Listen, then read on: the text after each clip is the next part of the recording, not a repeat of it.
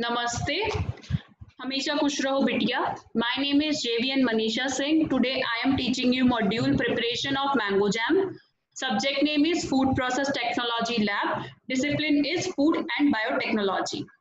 In this session, we are preparing a mango jam. For this, material required is sharp stainless steel knife and sharp stainless steel knife, weighing scales, plastic bowls, and cooker or stove, boiling pan, spoons for measuring, wooden spoon for stirring, sugar thermometer if available, refractometer, jars and lids, labels. Then theory. What is mango? Mango is a juicy stone fruit known as drupe, produced from numerous species of tropical trees. The pulp from ripe mangoes is also used to make jam called mangada. Then mango jam is a method to preserve the fruit for longer duration. Mangoes are low in pectin, the natural gelling agent in fruit jams and jellies. Without sufficient pectin, fruits and fruit juices will not thicken and gel.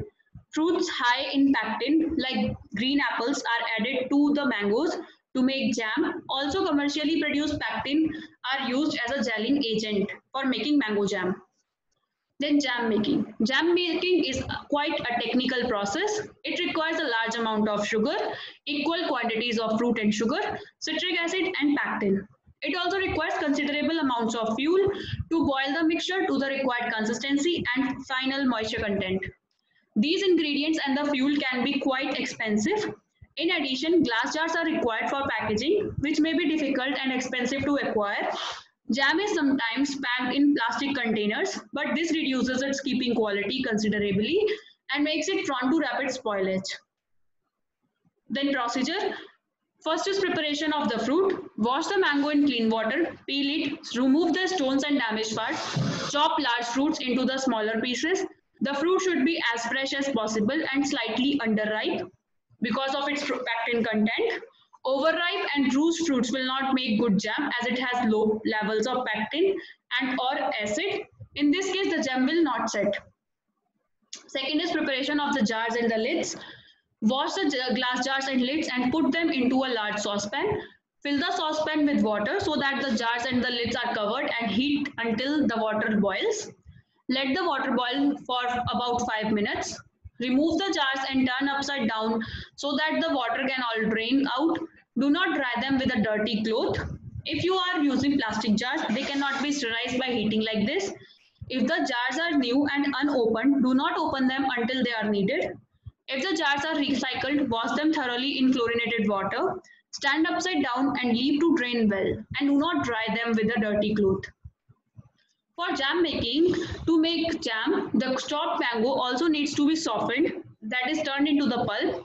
Place the washed fruit in a pan, overheat over a low heat. This is to soften the fruit and allow the juice to be released.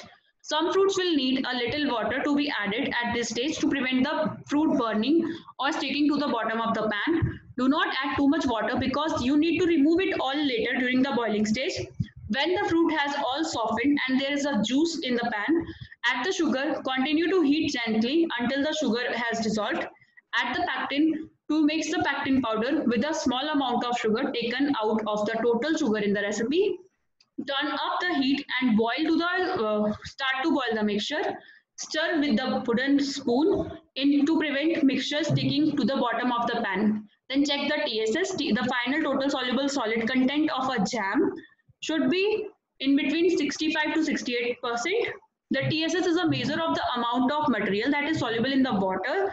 It is expressed as a percentage. A product with 100% soluble solids has no water, one with 0% soluble solids in all water. The most accurate method is to use a refractometer to measure the total sugar concentration.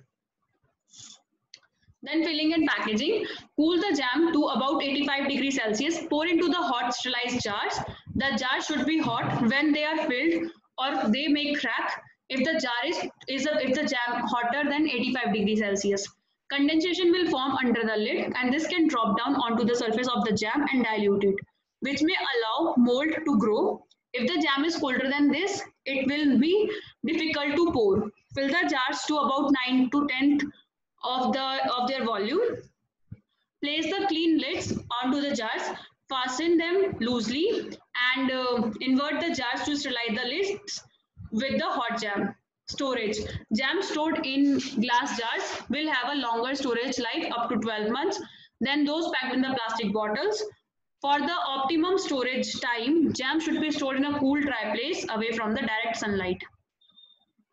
Hope you all are satisfied with this session. This session is powered by Digital Version 2.0 Jayoti Vidyapeeth Women's University, Jaipur. If you have any query, please mention it in a comment box. I will resolve them whenever we have a live session. Thank you so much for watching this video.